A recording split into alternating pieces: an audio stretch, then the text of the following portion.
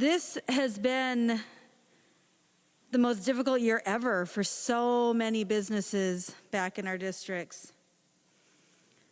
The shutdowns, the reopenings, the delayed announcements, the downright harassment and overzealous enforcement from agencies, the fines, the loss of revenue, spending tens of thousands of dollars on new safety equipment just to be shut down again, setting up curbside, purchasing PPE, all of these things have taken a toll on our businesses. And today's bill is just a small step that we can take to help them out from the harm that government has caused them this year. Frankly, it's the least that we can do for our businesses. And we get it. COVID is the reason for the shutdowns, but the way that the governor has handled these restrictions and how he has treated our businesses made the devastation infinitely worse.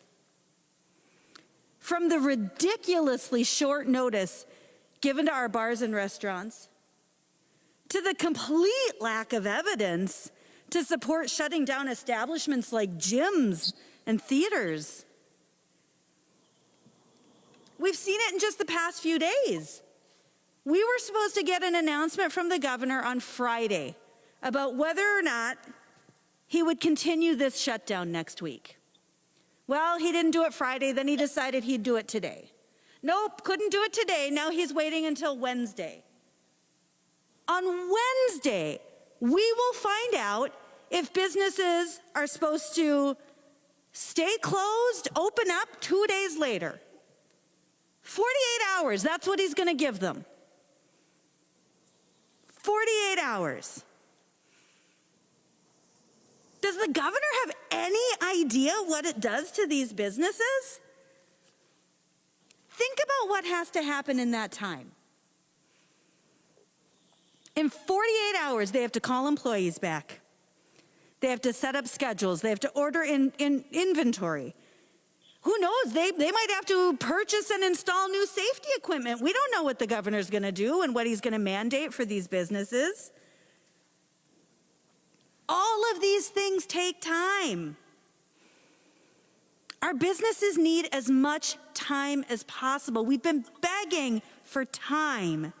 Employees need time to arrange their schedules. But here we are. We'll get notice on Wednesday. We'll have 48 hours. And in all this, the legislature has absolutely no role. None. We have no say in what's happening. He isn't listening to us. He isn't talking to us. He isn't working with us. He isn't giving us insight into what he thinks is coming on Wednesday. Do any of you know?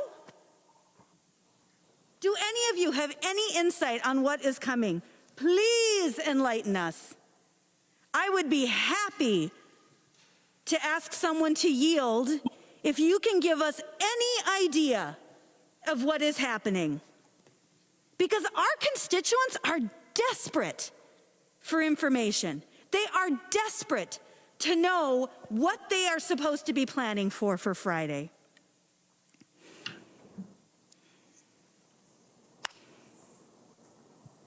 You know, there's no reason this bill had to take this long.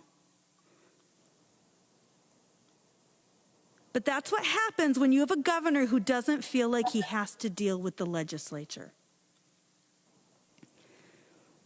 The governor knew more than a month ago that new restrictions were coming. He didn't tell any of us, of course, not until the day before, but he knew.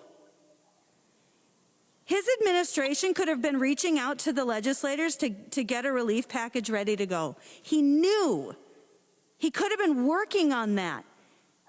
He could have been prepared to help our businesses. Instead, 3 weeks ago today, the governor told the press that he was ready to call us back very next day to take up a business relief package. He told the press that he was ready to go. We didn't know anything about it. We found out about his plan, which wasn't really a plan. There was no language. We didn't have details. But that plan had been hatched in secret with the majority leader. There was no outreach to our caucus. There was no outreach to the majority or even the minority in the Senate. There was certainly no outreach to the very businesses that he shut down. This is how we're doing things now. And so we waited, and our businesses waited 3 full weeks from the day the governor said he was ready to go. He was ready to go. So I want to make sure that we give credit where it's due. Representative Baker, Representative Mahoney, you guys have done incredible work to get this pulled together. But if the governor had stepped up, if he put everyone in a virtual room, if he wanted to move this quickly, we could have done this. We could have agreed to this a week ago or more.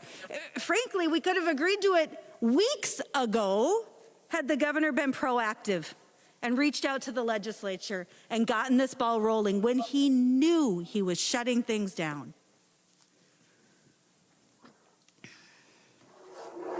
Thank you to Representative Baker. Because of him, our caucus was the caucus that had our foot on the gas pedal. Representative Baker led the way on this business relief package. We came out with a plan immediately. Frankly, I'm pretty sure he has not slept in 3 weeks as he's pushed this forward. Along with Representative Haley, Representative Garofalo, Nash, and I know there were others who've worked on different pieces of this.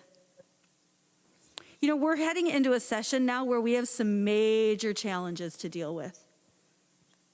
We do still have a huge budget deficit heading into the next biennium, and we have to pass a $50 billion budget. I'm not sure how we do that if we don't start working together. The governor is going to have to work with us whether he likes it or not. We have to work together.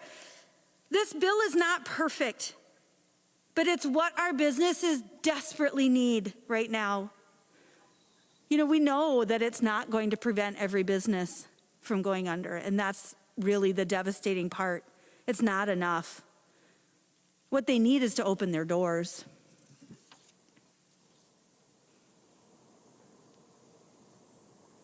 Again, I want to thank Representative Baker and Representative Mahoney. A lot of people played a part in getting this bill to the finish line. Our staff, Chelsea Olson, Commissioner Grove, Commissioner Doty, Senator Pratt, Senator Champion, Representative Haley. A lot of people were involved in getting this done. A strong bipartisan team of people worked really hard in getting this done.